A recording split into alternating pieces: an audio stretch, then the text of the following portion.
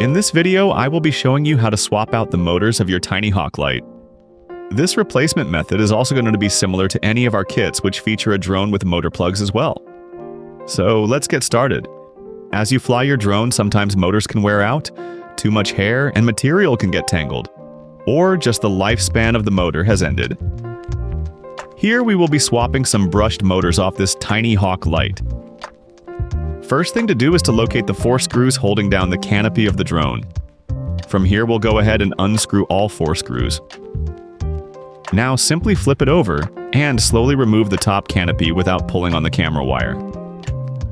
In front of you is the flight controller, which is the brains of your drone. What we will do now is begin removing the damaged motor from the drone. Do this by first unplugging the connector of the damaged motor. Using your screwdriver here can help so you don't pull on the wires and risk damaging other parts of the drone. Once unplugged, begin removing the motor from the frame of the drone by pulling on it.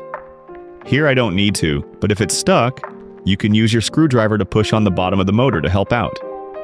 Now, very carefully thread out the wires through the frame until you completely remove the motor from the drone.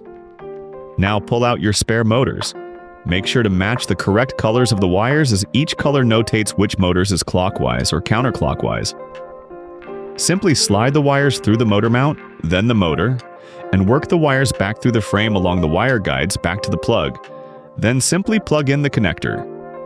Next, put back the 4 screws for the canopy, then pop on a fresh propeller and you're set. Good luck and have fun flying!